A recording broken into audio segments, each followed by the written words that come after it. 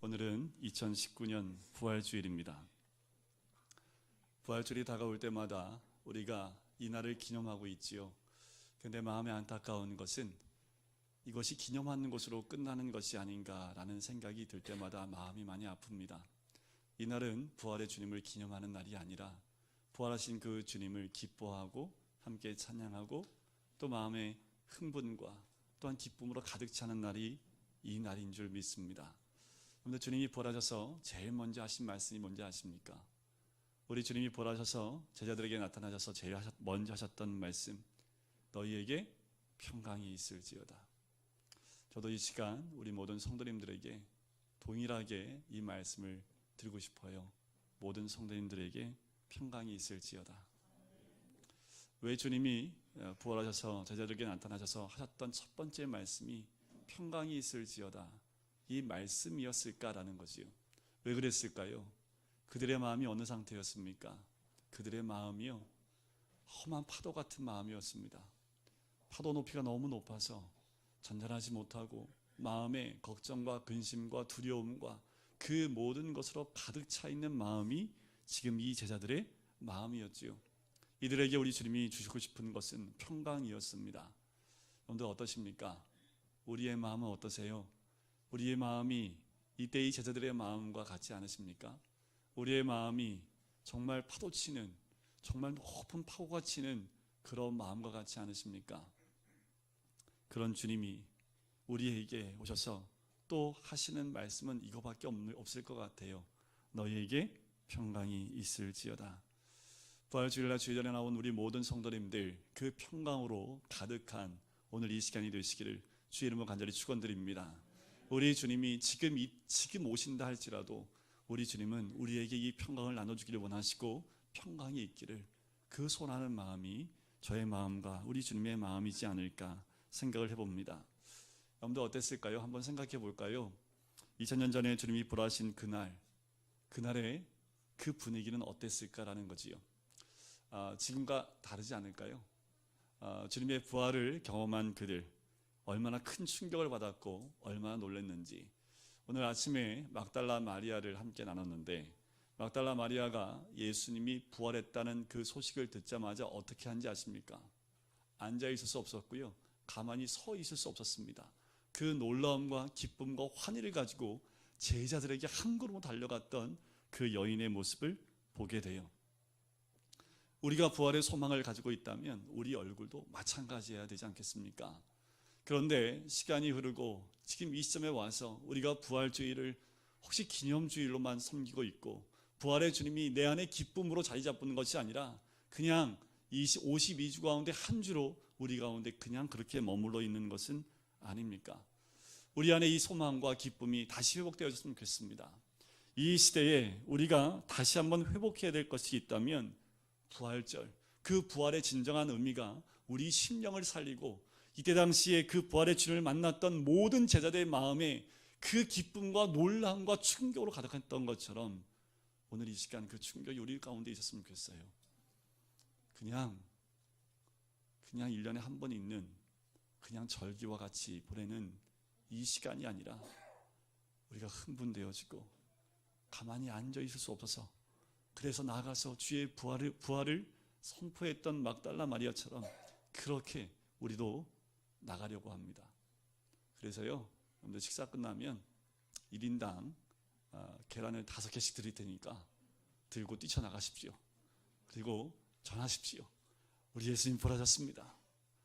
여러분들 저마다의 모습으로 다 준비해놨습니다. 지하에 우리 식당에 식사를 마치시는 분들 다 어떤 분은 빨리 먹고 빨리 전해야지 하고 빨리 나가실 수도 있고, 근데 동일한 마음으로 전했으면 좋겠어요.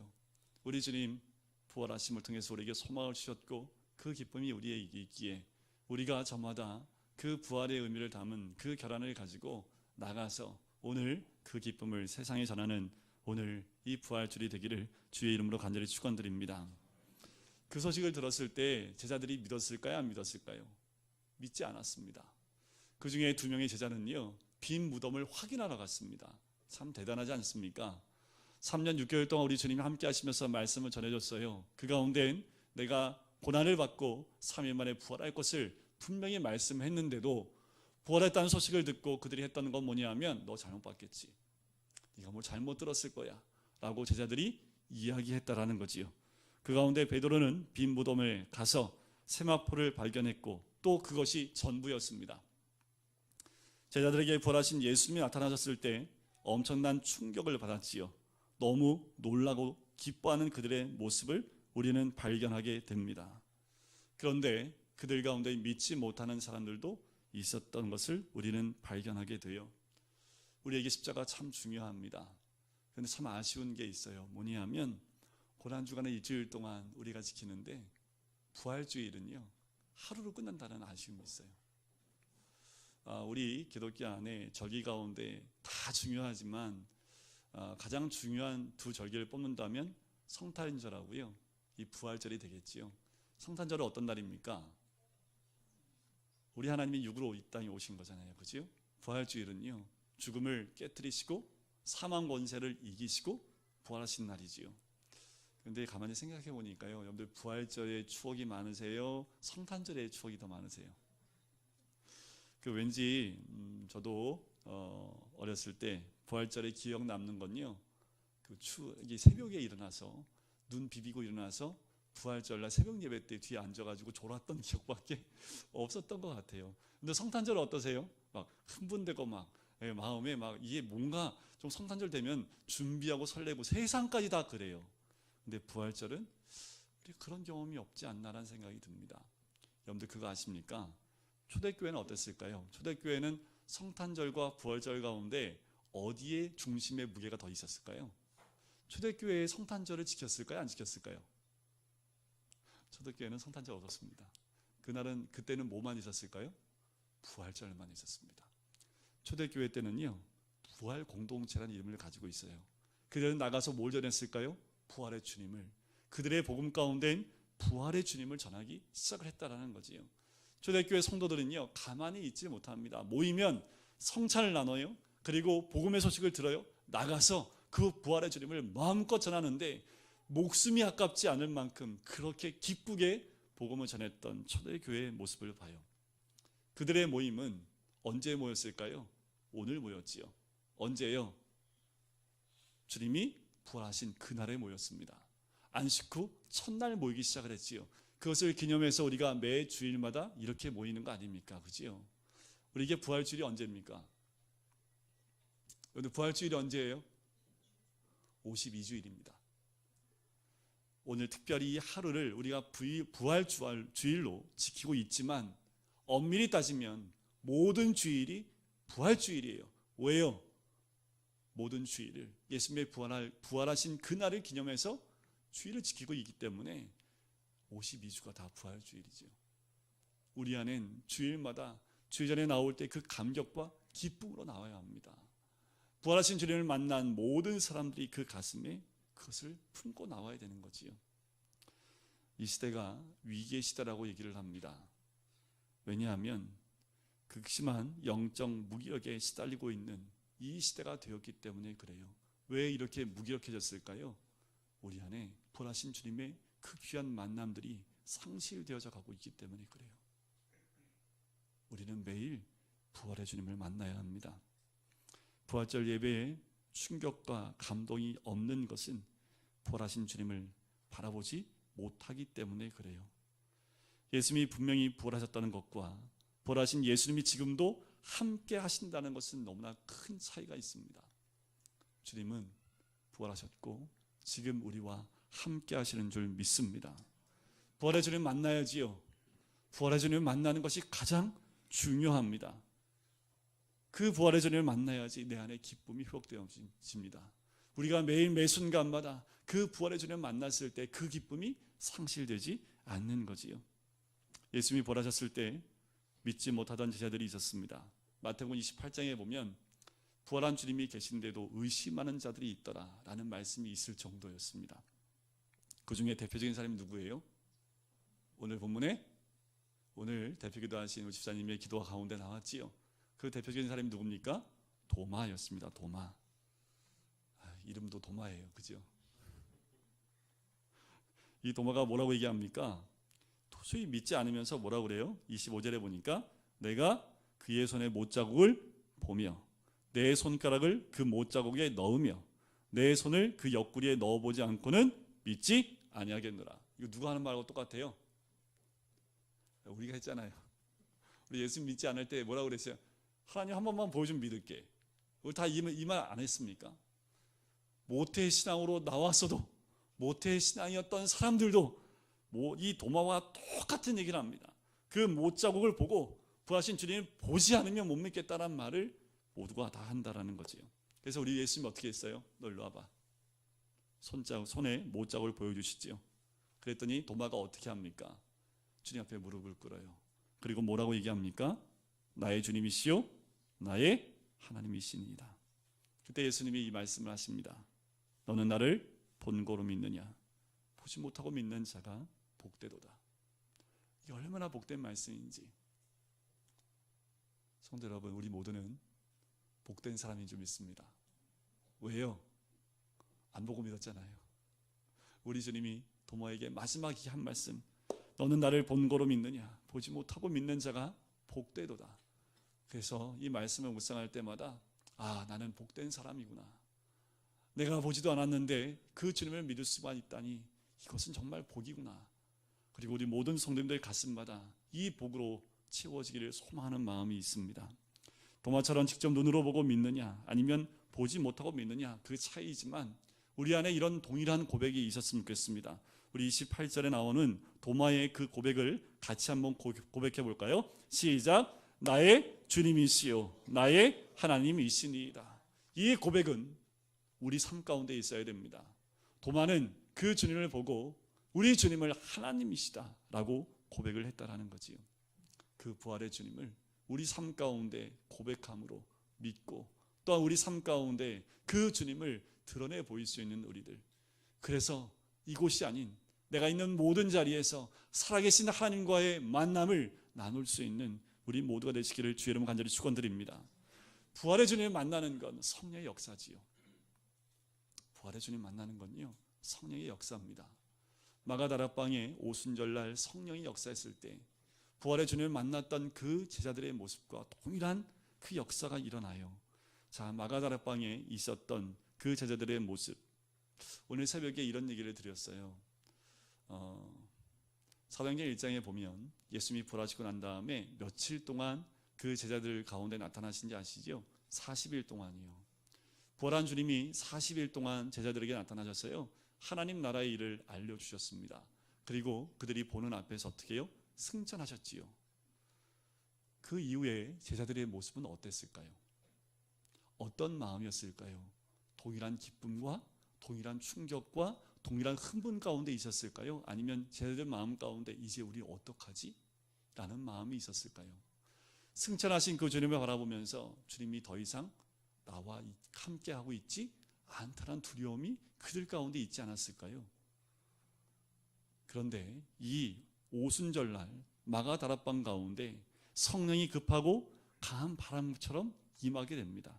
하나님께서 성령님으로 임하신 거지요. 그들이 느낀 바람은 하나님의 호흡이었습니다. 누군가 옆에서 숨을 내쉬면 그 숨결을 느낄 수 있지요. 여러분, 우리 주변에 누가 있는 것은 그 숨결을 통해서 우리가 느낄 수 있듯이 우리의 삶 가운데 계시는 그 하나님을 그 숨결로 느낄 수 있는 겁니다. 그 성령님은 지금도 그 하나님이 우리와 함께 하심을 그렇게 우리에게 알려주고 있는 거예요. 사방이 다 막혀 있지만 하나님이 우리와 함께 하시는 그 놀라운 은혜가 우리의 모든 심령 가운데 임하게 될 줄 믿습니다. 성경을 읽을 때마다 성령께서 우리와 함께 하시고 역사하심을 구하는 귀한 은혜가 있어야 됩니다. 왜냐하면 예수님이 부활하시고 엠마오로 내려가는 두 제자들과 함께 가시지요. 그들에게 무엇을 말씀하십니까? 성경에 기록된 메시아의 죽음과 부활에 대해서 알려주셔요. 그런데 그것을 알지 못했습니다. 그런데 우리 주님과 식사를 나눌 때 부활하신 예수님을 만나게 됩니다. 그때 이들이 뭐라고 얘기합니까? 그 말씀을 들을 때 우리 마음이 뜨겁지 아니하더냐라고 얘기하지요. 부활하시고 난 다음에 여전히 믿지 않는 그 제자들 향해서 모세의 율법과 선지자의 글과 시편에 기록된 모든 것이 바로 주님에 대한 것임을 그들의 마음을 열어 알게 해주십니다. 그들이 그 말씀을 가슴에 뜨거움으로 받아들이는 그 모습을 보게 돼요. 우리 어떻게 부활의 주님 만납니까? 바로 말씀 안에 역사하시는, 살아서 지금도 역사하시는 그 주님을 만나는 거지요. 그 말씀만에 기록되어져 있는 그 말씀이 기록되어 있는 말씀으로 끝나는 것이 아니라 살아서 우리 마음 가운데 역사하도록 성령께서 지금도 우리 가운데 역사해 주신 줄 믿습니다. 예수를 만나는 일 제외된 사람이 없어요. 의심 많은 도마도 우리 주님 버리지 않으셨지요. 냉소적이며 믿기를 거부했던 예수님의 동생이었던 야고보도 우리 주님은 받아들여졌습니다.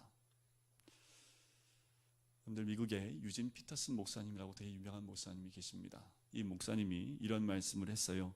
마귀가 거둘 수 있는 최고의 성과는 바로 그리스도인들로 하여금 스스로 평신도라고 생각하게 만드는 것이다. 평신도가요, 영어로 봤더니 레이펄슨이라고 되어 있더라고요. 봤더니 뜻이 평신도, 두 번째가 비전문가라고 되어져 있어요. 그러니까 이 목사님이 뭐라고 하냐면, 교인들은 자신들이 주님과의 인격적인 관계를 맺고 사는 데 있어서 비전문가로 여기고 있다라는 거예요. 우리가 예수님 만나는데 누가 필요해요? 제가 필요하다는 거지요. 이제 우리 모든 성도는 평신도이기 때문에 주님 만나는데 전문가인 목사를 만나야지만 우리 주님 만날 수 있다라고 생각해 버리게 만들었다라는 거예요. 그래서 주를 만나는 자리에 나가지 않게 했다라는 겁니다. 지금 이것이 사단이 우리 모든 성도님들을 넘어뜨리게 하는 계략 중에 하나라는 겁니다. 예수님과 도교제하고 동행하는 일을 예수 전문가들을 따라가는 일로 대체되고 말았다라는 거지. 성도 여러분, 예수 만나는 일에 전문가 따로 없습니다. 제가 전문가로 보이세요? 저도 전문가 아닙니다. 저도 주님 앞에 무릎 꿇고 나가야지 주를 만나는 거예요. 우리 모든 성도님들 부활의 주님을 만나는데 전문가가 따로 없습니다.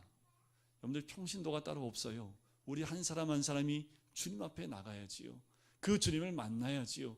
주님을 경험해야 될 줄 믿습니다. 아직도 자신이 부활의 주님을 만날 수 있을까 믿어지지 않는 사람이 있다면 막달라 마리아를 좀 기억해 보시면 좋을 것 같아요. 부활의 주님을 제일 먼저 만난 사람이 누구라고요? 막달라 마리아입니다. 막달라 마리아는 남성이에요, 여성이에요?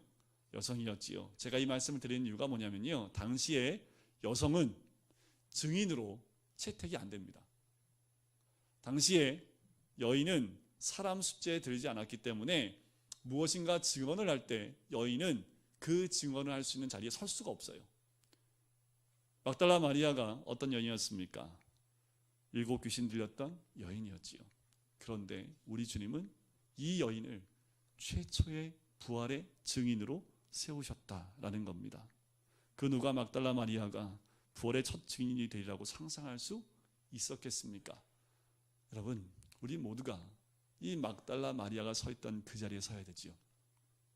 우리 주님께서 막달라 마리아를 통해서 부활의 주님을 선포하게 하고 또 만나게 하셨다면 우리가 한 사람 한 사람 모두가 그 자리에서 우리 주님을 만날 수 있게 될 줄 믿습니다. 여러분들, 레나 마리아라고 아십니까?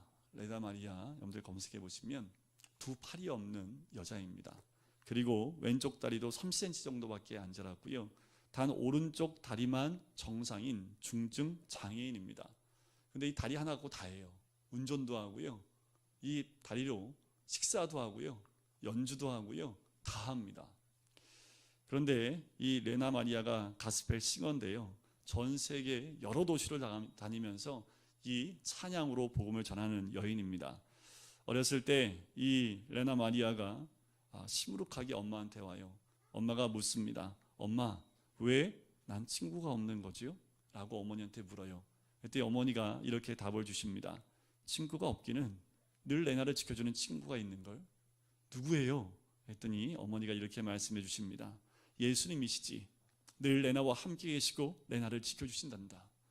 근데 이 레나가 이 말을 듣고 믿어지지 않는 거지요. 그렇게 시간이 흐릅니다. 이 찬양의 노래에 특별한 특기가 있어서 선생님한테 레슨을 받는데 선생님한테 이런 꾸지람을 들어요.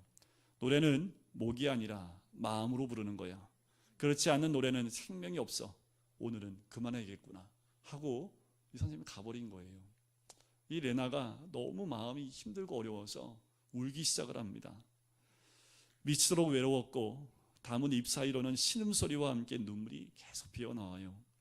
외로워하는 마음으로 아름다운 노래를 부를 수 없다면 어떻게 해야 하나, 그 마음에 무너지는 가슴을 갖게 됩니다. 근데 그때 전화벨이 울려요. 전화벨을 받았습니다. 여보세요? 밖에서 아주 따뜻한 목소리가 들려와요. 거기서 이런 소리가 나옵니다. 레나지요, 저는 당신을 위해 기도하는 사람입니다. 주님이 저에게 당신에게 전화하라는 마음을 주셨습니다. 힘들고 외로울 때 당신을 위해 기도하는 사람이 많다는 것을 기억하세요. 라고 전화를 끊었다는 거지요. 이 레나가 이 전화를 받고 너무도 놀랐다는 겁니다. 나와 함께 하시는 주님을 이렇게 깨닫게 하시는 거지요. 그래서 이 레나가 가는 곳마다 부활의 주님을 이렇게 선포합니다. 누군가 나에게 예수님이 부활하셨고 지금도 살아계시다는 증거를 대보라고 하면 나는 나의 약한 육신과 날마다 주님을 찬양하는 나의 입술을 당당하게 보여줄 것입니다. 라고 이야기를 합니다. 부활의 주님과 동행하는 일에 있어서 목회자나 전문 사역자가 따로 있는 게 아니지요. 우리 모든 성도님들이 바로 그 자리에 있어야 되는 것 아닙니까? 부활하신 예수님과 직접 만나고 동행하는 일을 중단하게 하려는 것, 그것은 사단이 우리로 하여금 넘어지게 하고 주님을 만나지 못하게 하는 거지요. 부활하신 예수님을 만나는 은혜는 멀리 있는 것이 아닙니다. 바로 우리의 일상의 삶 가운데 있는 겁니다. 여러분들 대부분의 시간을 어디서 보내요? 가정에서, 일터에서 보내시죠. 바로 그 자리가 부활의 주님을 만나는 그 자리입니다. 그래요, 예배드리는 이 자리가 참 소중합니다. 성경을 공부하는 그 자리도 소중하고요, 주님께 사명을 다하는 그 자리도 굉장히 소중합니다.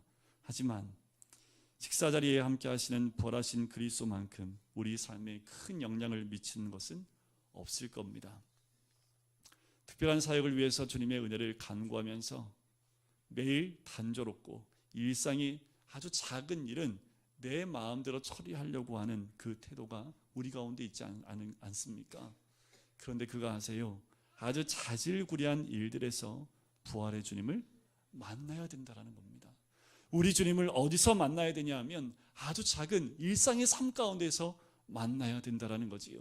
왜냐하면 다윗을 통해서 알 수 있어요. 다윗은 아무것도 안 하고 쉴 때에 가장 큰 유혹에 넘어졌기 때문에 그렇습니다. 부활의 주님은요, 여러분, 우리의 삶의 아주 작은 일들부터 만나야 되는 거지요. 어떤 사람은 예수 믿고 살기가 너무 힘들다고 얘기합니다. 왜 그럴까요? 부활의 주님을 바라보지 못하기 때문에 그렇습니다. 말씀을 준비하면서 제 마음 가운데 어떻게 하면 이 부활의 주님을 만나게 할 수 있을까? 먼저는 그런 회개를 했습니다. 하나님, 부활의 그 기쁜 소식이 내 안에 흥분되지 않는데 어떻게 우리 성도님들에게 이 부활의 기쁨을 나눌 수 있습니까? 라는 회개의 기도를 또한 드렸습니다. 더불어 소망하는 것은 이 부활 주일날 기념주일로 끝나는 것이 아니라 부활의 주님 만날 수 있도록 인도해 달라고 또한 그 기도를 드리면서 이런 하나님 마음을 주셨어요. 이 성찬식이지요. 이 성찬식을 통해서 우리 주님이 우리와 함께하고 있다는 것을 우리에게 알려주신다는 거지요. 이 성찬식은 우리 주님이 우리와 입맞추는 그 예식입니다. 주님이 나와 함께 하심을 우리에게 보여주는 예식이 바로 이 성찬식이지요. 나와 함께 하시고 나에게 입맞추시고 나를 포옹하시는 것이 바로 이 성찬식입니다. 이 성찬식을 통해서 우리와 한 몸이 되기를 원하시는 것, 이 성찬식을 통해서 주님의 살과 피가 우리 안에 채워짐으로 주님과 연합되어지는 귀한 은혜가 이 성찬식 가운데 우리에게 역사하게 되는 줄 믿습니다. 우리 모두가 이 성찬식을 통해서 주님과 하나 되어지는, 부활의 주님과 한 몸이 되어지는 귀한 은혜를 누리기를 주님의 이름으로 간절히 축원드립니다. 우리 같이 기도하실까요?